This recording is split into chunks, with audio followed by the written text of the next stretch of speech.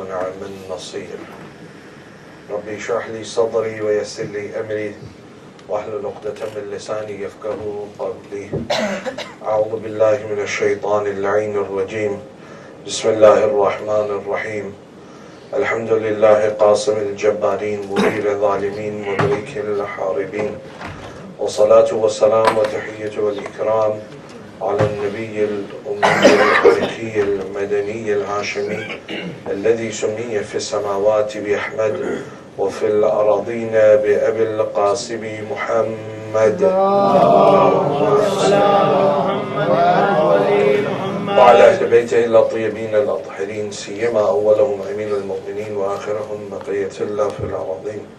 روحي وأرواح العالمين لتراب قدمه الفداء، ورحمة الله على محبيهم ومواليهم وشيعتهم أجمعين، ولعنة الله على أعدائهم ملعونين. أما بعد, for the happiness of Hazrat Zahra Marziya, for the enlightenment of the graves of your marhumin, for the graves of the Shuhada, Ulama and Siddiqeen, for the safety of the followers of Ahlul Bayt around the world, and for the safety and the hastening of the reappearance of Hazrat Baqiyatullah al-A'zam, Arwahun al-Fida, please recite your loudest salawat. Allahumma salli ala Muhammad wa ali Muhammad. All praise due to Allah subhanahu wa ta'ala, the one who is Rahman and the one who is Rahim. Yesterday we began our discussion looking towards Karbala, or trying to understand Abu Abdullah outside of the cultural context. And I said that once we remove all of the cultural baggage that we attribute and associate and clothe Abu Abdullah in, we begin to understand who Imam al-Hussein truly was.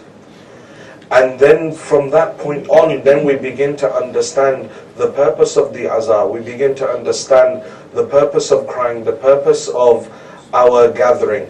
Year in, year out, day in, day out, when we come together and we mourn about Abdullah, whenever we have our own losses, we mourn about Abdullah. And in order to understand who Imam al-Hussein was, one has to step outside. I used the word transcend yesterday. One has to transcend beyond that which we have constrained ourselves with, that is that cultural understanding of Imam al-Hussein, and actually try and look what was the purpose of Imam making that journey towards Karbala. We also spoke about yesterday how Imam is that individual whom even at the last moment when someone wants to change their life, the moment they make that intention and join with Abu Abdullah, he takes them from the depth of hell to the heights of heaven. Just as soon as their intention changes, those two brothers who we spoke about at the end, right after everyone has died, Ali Asghar has gone, Imam is totally alone. At that point when he cries out again, Hal min nasirin yansurana, the Maqatil say that two brothers came from the army of Yazid. They left the army of Yazid at that moment and joined Abu Abdullah. They fought alongside the Imam, they killed, their names are written upon the body of Abu Abdullah to this day. And we go and when we recite the ziyarah, we're reciting for those. They lived their whole life against Ahlul Bayt. They fought against Imam Ali in Nahrawan. They were part of the Khawarij that broke away from Imam Ali in Siffin. And amongst those 10 individuals that survived the Battle of Nahrawan, these two brothers are there. Which right at the last moment they come and they join Abu Abdullah. And this is a practical example of what Amir al-Mu'mineen is telling Malik al-Ashtar in the Battle of Siffin. That when Malik says, "Oh Amir al-Mu'mineen, I killed the same amount of people as you did in the battle." And Amir al-Mu'mineen says to him, "Malik, my killing and your killing is two different things." Says, "Why?" Says, "Because every time I'm about to kill someone, I look within his lineage and see whether there is a believer amongst them. And if there is, I spare his life." Now in the Battle of Nahrawan, 12,000 individuals, Amir al-Mu'mineen's most brutal of all his battles that he fought in during his Khilafat is Nahrawan. He himself says after the Battle of Nahrawan that I went inside the heart of the fitna and I ripped out its eye. Meaning from those 12,000, 13,000 individuals that were there in Nahrawan, only a handful, a dozen of individuals survived. Of those individuals, 2 of them are in Karbala that come and join Abu Abdullah. See that foresight. But Imam al-Hussein is that individual that even at that last moment, if someone just makes that intention, that true intention, then he takes that person towards that perfection, takes the individual towards that completion, towards Allah subhanahu wa ta'ala. And then we spoke about the tears and the aspect of the tears and the mourning of Abu Abdullah.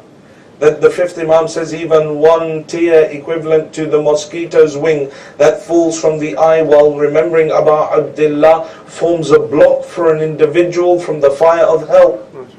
And it says if you can't cry, it went through those reasons as to why it is that someone can't cry.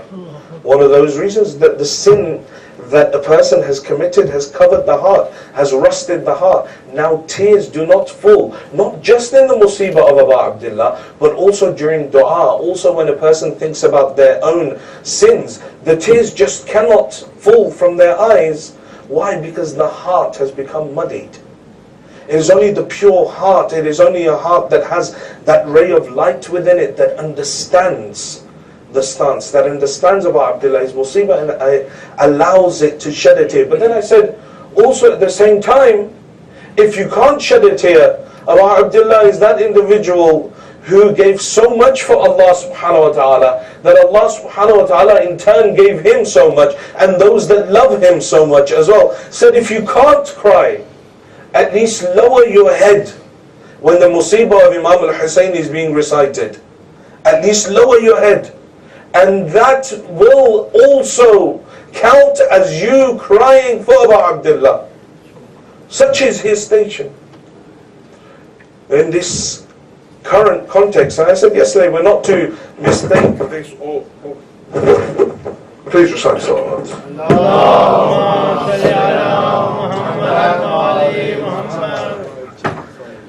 I said yesterday that when I say we need to transcend out of this cultural understanding, by cultural understanding it is not an attack on our ethnic origin or our Pakistani roots or our Indian roots, but rather this culture that has also developed within English, where we all sit there and just stare at the English speaker as if the Masahib is being recited, is as if he's speaking a totally different language now. He can be reciting anything and everyone's just, cool story, bro. Yeah? And this is that culture that we need to transcend out of.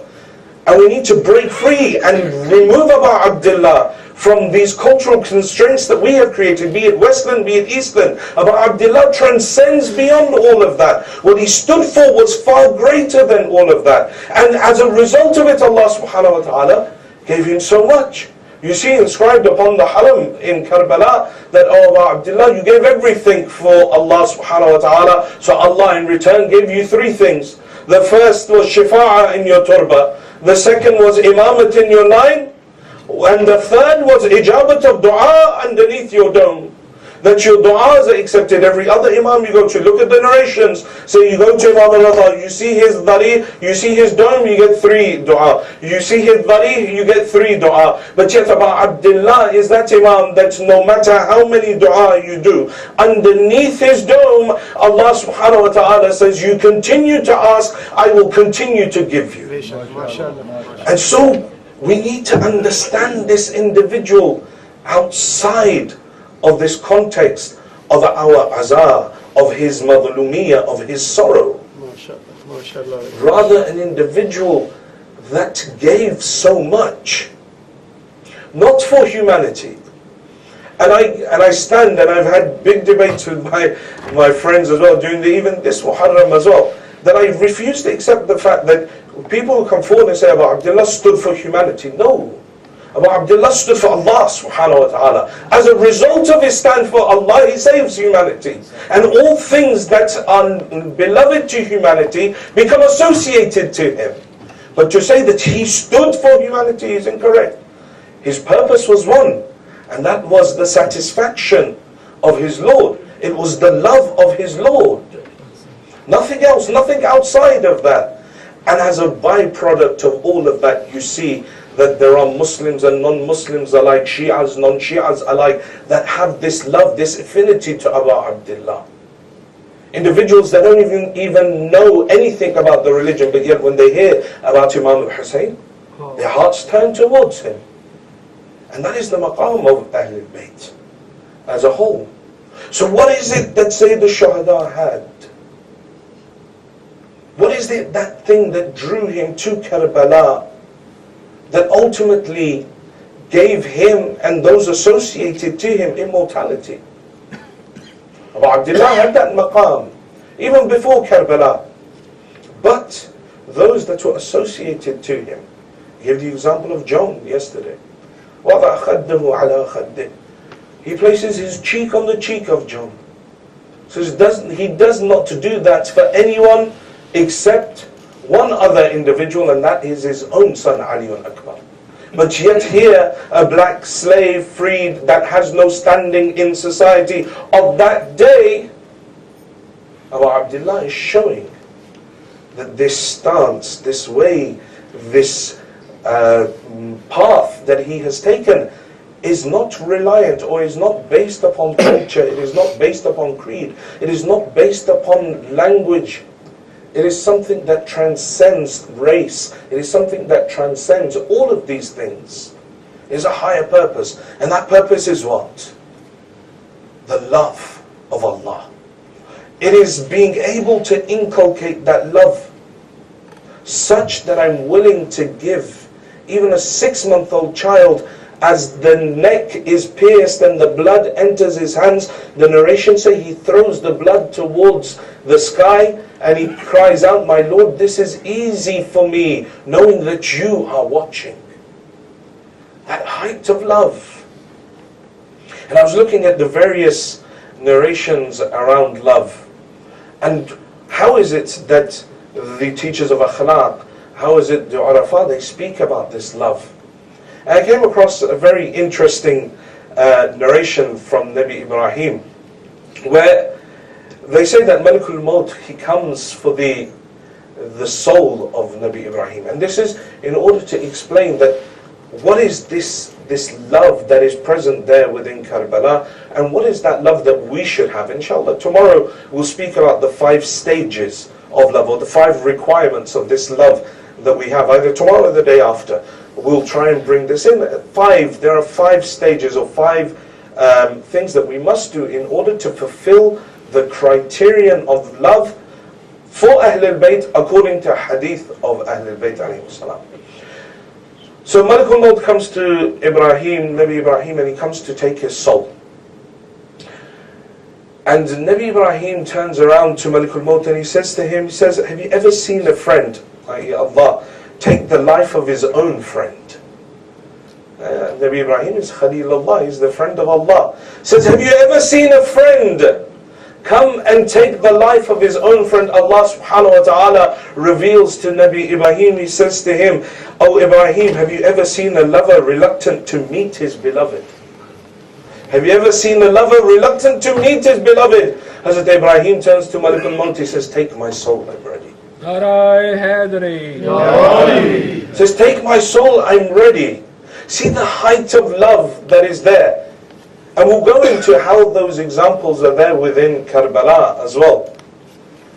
But this shauq, this love, this desire to be close to Allah subhanahu wa ta'ala, and be able to be in that state of infatuation with Allah, that I no longer am bound or worried about the dunya. I gave you the example of Zuhair ibn Qayn yesterday. But there are many others. You take Yazid ibn Subayt, who comes from Basra. He leaves Basra while Basra is under military guard, is under martial law. He leaves not only his own, but with 5 of his sons. And they make their way towards Karbala, leaving everything behind. Habib ibn Madahir, you have his example, you hear about Habib all the time. You hear about Muslim ibn Awsaja all the time, but there are other individuals that left everything.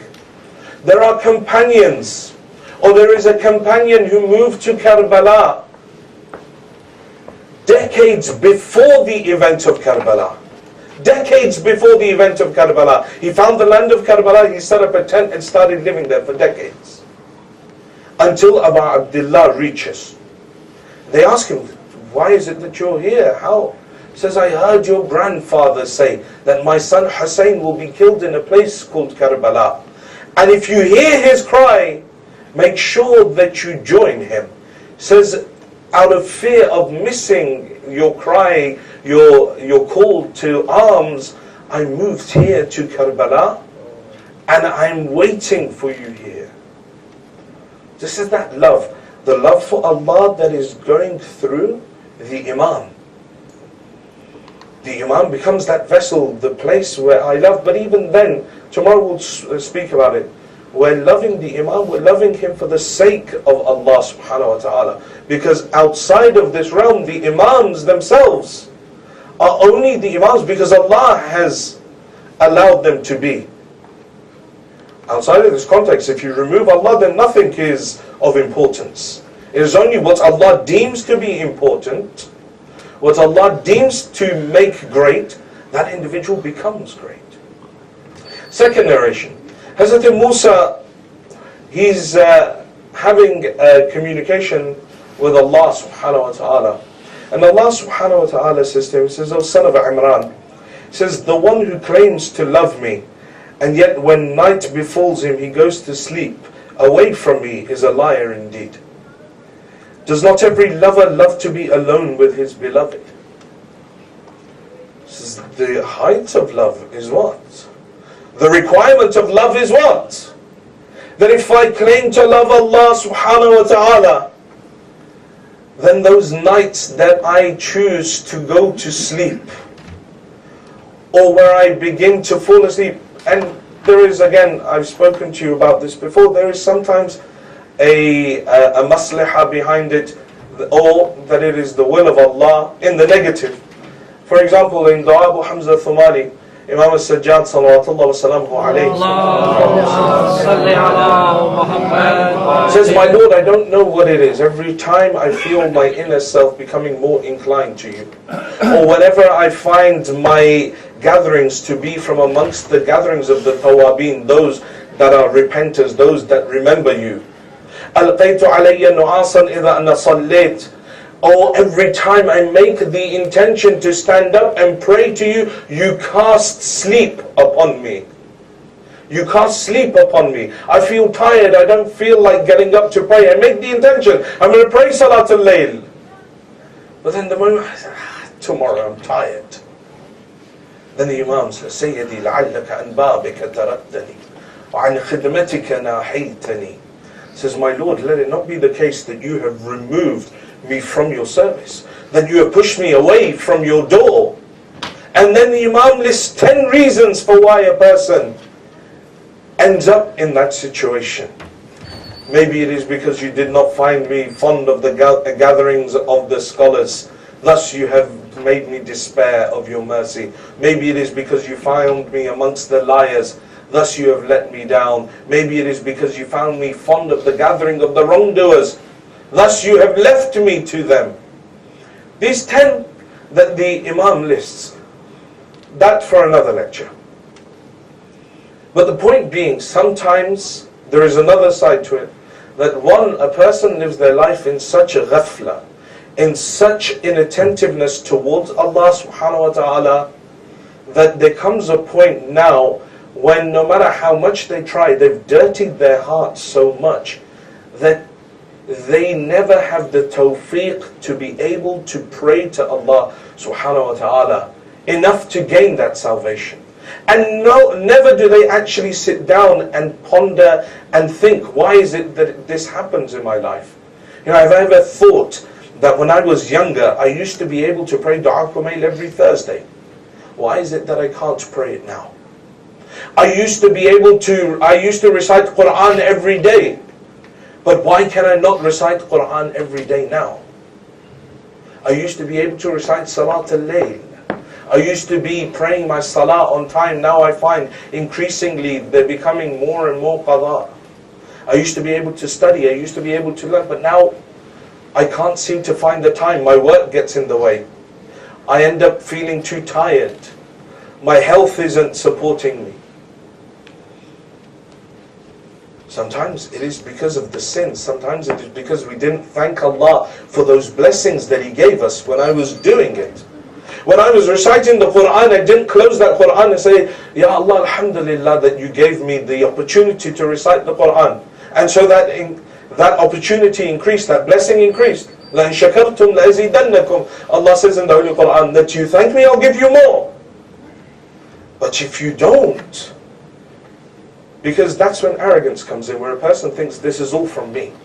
I'm the one that managed to do this. I'm the one that managed to establish this business. I'm the one that managed to get these grades. I'm the one that managed to learn all of this. I'm the one that managed to do this, progress my career. That's when a person enters that realm of kufran in ni'mah, where now they're denying the bounties of Allah subhanahu wa ta'ala, and the people of Sabah are an open example for us. And we'll speak about them as well in the coming nights, as to who the people of Sabah are and what their end was and why it is they ended up where they were. So years and years going by, I don't remember Allah. I turn my back on Allah subhanahu wa ta'ala. Eventually Allah subhanahu wa ta'ala takes away that tawfiq from a person. Because for years, when I had the opportunity, when I had the health, when I had the strength, when I had the vigor, when I could stay awake, I chose not to. And so as I grew older, and my needs grew more, and I started to return back towards that weakness. You know, Allah subhanahu wa ta'ala says we created man in weakness, then we gave him power, then we brought him back towards weakness. A second time says, now as I'm petering beyond my youth, and now I'm heading down into that weakness again, now it's difficult for me to be able to stand up in prayer. And that's what in Munajat Sha'waniyah, when we recite, we address Allah subhanahu wa ta'ala. And we say, Ilahi, وَقَدْ أَفْنَيْتُ عَمْرِي فِي شِرَّةِ التَّسَعُّ عَنْكَ وَأَبْلَيْتُ شَبَابِي فِي سَقْرَةِ التَّبَاعُدِ مِنْكَ. Says, my Lord, I've committed the crime of forgetting you all my life. And I've wasted my youth, obliterated my youth, intoxicated with committing the crime of forgetting you. And so when I live my life, when I live my youth like this, then later on in life when I decide, okay, I need to go to Hajj now, and then I come back from Hajj and I'm Hajji, and then now I need to pray, now I'm like, I'm too tired. Especially those of us that are still young, we need to take hold of this opportunity to do the ibadat of Allah subhanahu wa ta'ala, to spend the nights, or even a portion of the night. And I've given you the example, I don't want to go through it again, of Salat al-Layl. It's 11 rak'ah, and I gave it to you so easy that right down to, you can only recite the 1 rak'ah if you want. And then don't even do the dhikr in that 1 rak'ah. If it's too difficult for you in the qunut to recite the names of 40 mu'mineen and recite 70 times astaghfirullah, and too difficult to recite hadha maqam al-'aidhi bika min an-nar, or 300 times al-'af, doesn't matter. Just recite salawat. If you can't even be bothered to come out of your bed, next stage. If I can't even be bothered to get out of bed, no problem. If I've gone to sleep in wudu and I think, I haven't prayed my salat al-layl, no problem. Lie down in your bed and recite the 1 rak'ah of the vidr. So mustahab salah. Mustahab salahs, you can walk around the street and recite them. Recite them while you're driving, recite them while you're washing up or doing your laundry or anything. This all comes with that shawq, with that love of ibadat. So Allah says to Hazrat Musa, He says, does not every lover love to be alone with his beloved? Allah that has given me so much, Allah that has bestowed me with so much, with my health, with my eloquence, with my children, with my family, with the roof over my head, with my car, all of this, that Allah that has given everything to me, and years have gone by, and I've never sat there and said, you know what, thank you. Does he not deserve a thank you? So Allah is saying, doesn't every lover desire to be alone with his beloved? O son of Imran, I watch my beloved servants, when night befalls them, the eyes in their hearts turn to me, and they see my chastisement as if before their very eyes, and they beseech me as if they see me, and they talk to me as if in my presence. That relationship with Allah, although the one of fear, although the one of viewing the majesty of God, but it is still as simple as me sitting down and saying, Ya Allah, this is what my day was like. You know what my day was like, but I want to tell you about my day. This is the person that annoyed me. Ya Allah, please help me be more patient with this person. In Dua Arafah of Abu Abdullah, you see that Imam al-Hussein, pages after pages, alhamdulillah, alhamdulillah, alhamdulillah, the praise of Allah, he's doing the tasbih of Allah, alhamdulillah, he's subhanallah, pages and pages go by, and still Imam hasn't asked for anything. But what is the first thing that Abu Abdullah asked for? He says, Allahumma ja'alni yakhshaka ka'anni arak. My Lord, create fear in my heart as if I am seeing you. MashaAllah. Create that presence, that fear of you in my heart. And this fear isn't one, oh God, he's going to throw me in hell. No. This is that fear that a person has from their elderly parents. I'm young. I'm strong. But yet my dad still says to me, sit down. I say, okay, where? I have all this strength. I go and I lift whatever I need to lift in the gym. And I can be as strong as I want. But the moment he says no, I say, okay. Why? The fear isn't because he can punish me, because he's weaker than me now. The fear is out of respecting his greatness, his maqam, his position. The position that he holds within my eyes. So as a result, I become fearful, not to upset him. In the same way, the fear that Allah subhanahu wa ta'ala is speaking about his beloved servants, are those that have fallen so much in love with him, that now they have that fear because they realize how insignificant they are. They can't even utter words in front of him. That who am I to even say this to Allah? Who am I to even ask him for anything? Even though he's given me everything. Who am I? How dare I have the audacity to say to him, give me more? He says they have that shawq, that love. Says they talk to me as if I'm in their presence. O son of Imran, from your heart give me your humbleness, and from your body give me your obedience, and from your eyes your tears in the darkness of the night, and you will indeed find me very close. Allah subhanahu wa ta'ala summarizes it in 4 things. You want to be at that station, you want to be at that level, then all you need to do is first of all be humble. Realize you are nothing without Allah. And Allah is the only one that has allowed you to progress to the point that you are at. That I will never from this point on belittle anyone. I will never make fun of anyone else. I won't look down upon anyone. Because I know that Allah is so great. And He knows all of my sins, but yet He carries on giving me. This is the first thing, have humbleness. And then from your body, that obedience. What is the obedience of Allah? It's quite simple. Stay away from haram.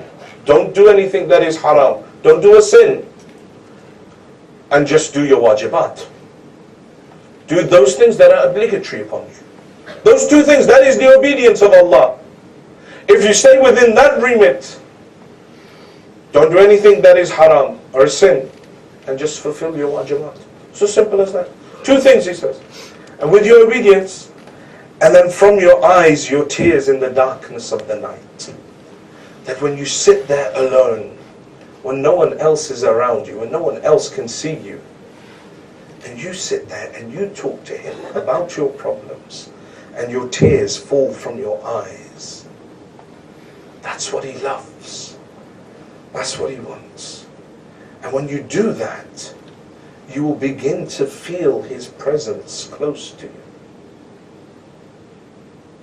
Karbala is a prime example of this. that on the night of Ashura, Imam al-Hussein is saying to Abu al-Fadl al-Abbas, go and ask them for one extra night. This is Abbas, the commander of the army. But you're saying to him, go ask him for another night. Why? Inni uhibbu as-salah. Because Hussein loves to pray. And you see how Abu Abdullah observes that night. See how he holds that night and what he does in that night. Now we had this discussion during Muharram as well with some of the brothers as to how do we spend Shab-e Ashur. And some of them were like, yeah, we're going to go to different centers and we're going to do Azadari. That's part of it. But why not look at what the Imam himself did? What is it that Abu Abdullah himself did? That he spent that night in worship. He apportioned parts of the night. He went part of it with his companions, part of it with his family, part of it in the ibadat of Allah subhanahu wa ta'ala. That was that beauty. You say the Zainab goes in front of Ibn Ziyad Mal'un and he says to her, how do you perceive what Allah did to your brother? And she turns around to him and says, Ma ra'aytu illa jamila. Zainab saw nothing but beauty. What is the beauty that the Zainab sees in Karbala? Amongst all of that bloodshed, amongst all of that killing, what is the beauty that Zainab sees? The beauty that she sees is someone like Habib ibn Madahir going to the body of Muslim ibn Awsaja and standing by his body and saying, Muslim, is there anything that Habib can get for you? Is there anything Habib can do for you? And he says, Habib, only one thing. Until you are alive, defend the Imam of your time. The beauty that Zainab sees in Karbala is someone like Sa'id ibn Abdullah standing in front of his Imam, taking 13 arrows to his body while his Imam prays behind him. And when he falls and Imam takes him in his lap, his head in his lap, he says to him, Sa'id, is there anything Hussein can do for you? He doesn't ask for Jannah, he doesn't ask for salvation. He says, answer one question, Yabna Rasulillah, awafaytu, have I been loyal to you? O son of Rasulullah, are you happy with me? The beauty Zainab sees in Karbala is someone like Abis ibn Shabib al-Shakiri coming out, removing his armor, throwing it aside and saying, I'm not afraid of dying. Come and attack me. And no one dares approach him. Instead they stone him from afar. No one dares come near him. They kill him by stoning him. The beauty that Zainab sees in Karbala is that on the night of Ashura, the ashab of Abu Abdullah, no one is worried about their thirst, but yet each and every one of them spends the night worshipping Allah subhanahu wa ta'ala. The beauty that Zainab sees in the Karbala is her brother coming towards her on the night of Ashura. Ukhayya Zainab idha qumti ila nafilatil layl udhkurini. My sister Zainab, when you stand in your night prayer, don't forget me. The beauty Zainab sees in Karbala is her brother covered with the blood of all his companions, of all the family members.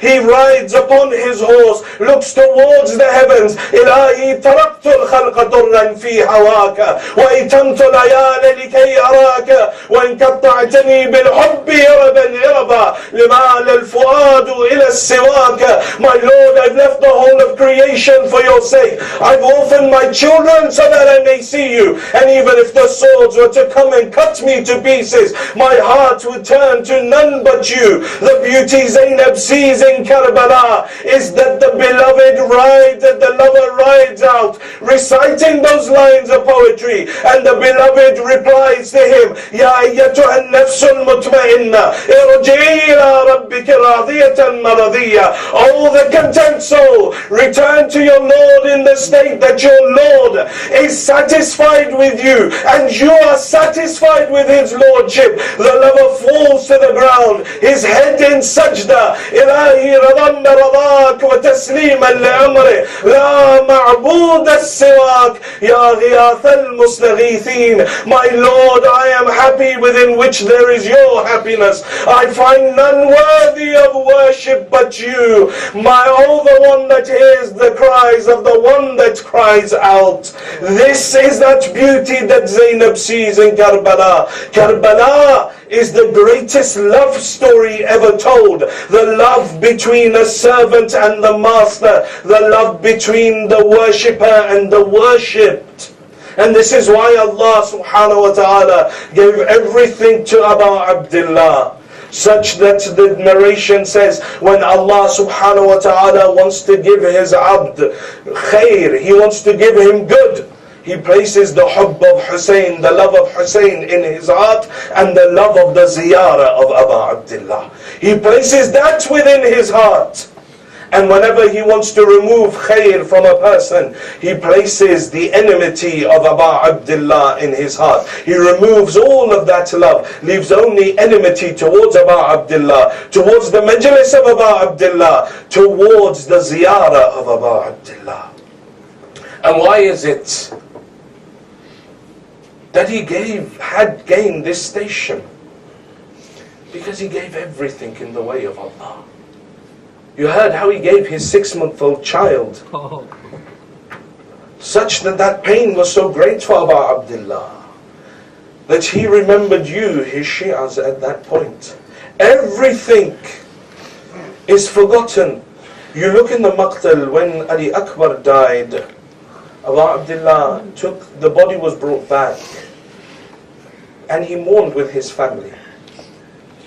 And when Qasim came back, his body was brought back, Abu Abdullah mourned with his family. But there are certain pains in the heart of an individual, certain sorrows that a person faces, that they no longer can speak to their family about it. One of those sorrows is the death of this 6-month-old child, that in the wasiyah of the Imam, when he addresses you, his Shias, he says, Shi'ati laytakum fi yawmi ashura, jami'an tanzuruni, kayfa astasqi li tifli fa abawa an yarhamuni. Oh my Shias, how I wish you were there on the day of Ashura. And you would have seen how I took my 6-month-old child out, and what mercy they showed me, Hussein. Why is it that Allah gave all of this to Abu Abdullah? Because he gave sacrifices like this.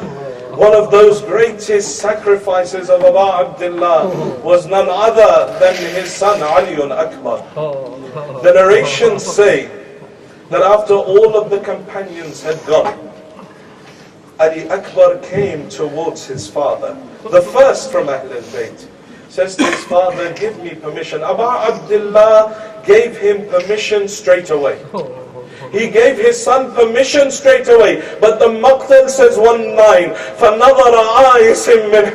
Hussein looked towards his son with sorrow and grief in his eyes. He gave him permission, but he gave him permission with sorrow and grief in his eyes. He says to his son, إِلَيَّ إِلَيَّ, my son, come to me, come to me. وَادِّعُكَ وَتُوَدِّعُنِي أَشُمُّكَ وَتُشُمُّنِي. Says, my son, come, bid farewell to me. Let me bid farewell to you. Hold me, let me hold you. Abu Abdullah prepares Ali Akbar. Ali Akbar rides out into the battlefield, and you hear that as Ali Akbar rides out, he hears someone running behind him, stumbling, a meek voice from behind him. Mahlan, mahla, slowly, slowly, oh my son.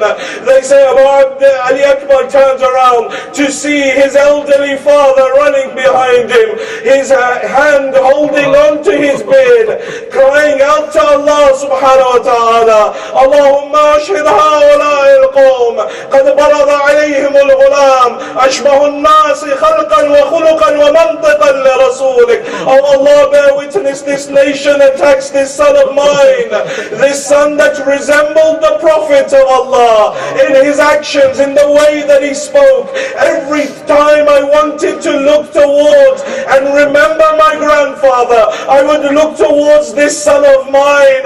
Ali Akbar goes out and fights, and you've heard the Maqtal, and I know that I can no longer recite that Maqtal for you. How it is that he came back, what is that meeting between his father, what is that meeting between his mother. But suffice it to say, there came a time when Ali Akbar called out, Ya abata alayka minni salam. Oh father, accept the salam, final salam of Ali Akbar. When Abu Abdullah heard this, the narration from Sakina is that when my brother Ali called out, I looked towards the face of my father. It was as if his soul was leaving his body. She says, I saw my father run in the opposite direction. I called out to him, Father. Ali called from the battlefield. He says, do not blame me. Since Ali called out, the light has gone from the eyes of Hussein. Some say that he ran, some say he crawled, others have written that he rode out upon his horse, but all of them write one thing, that when he reached the body of his son Ali, he threw himself on the body of his son Ali Akbar. Then he lay down with the body of his son. He wiped away the earth from the cheek of his son Ali Akbar. He wiped away the blood from the teeth of his son Ali Akbar.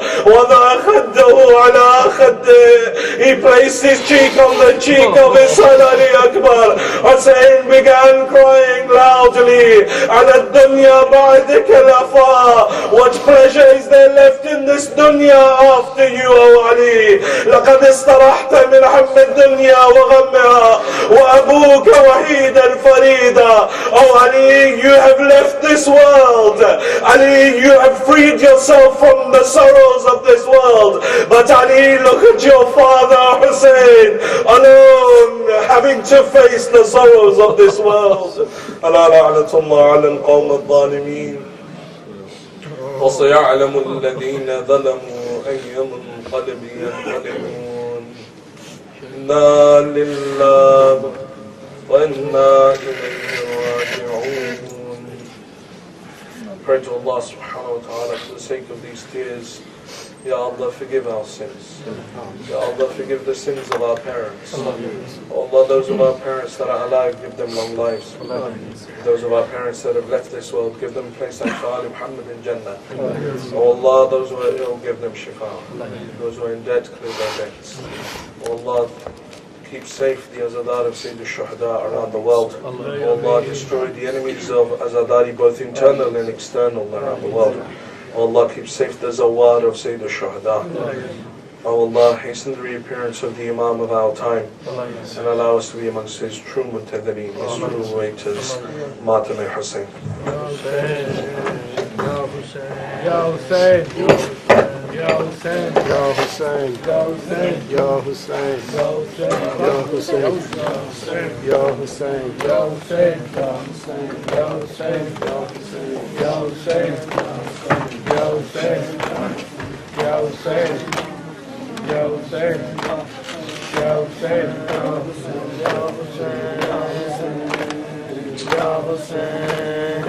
Come on, inside. Why not at the back? Inside, come on.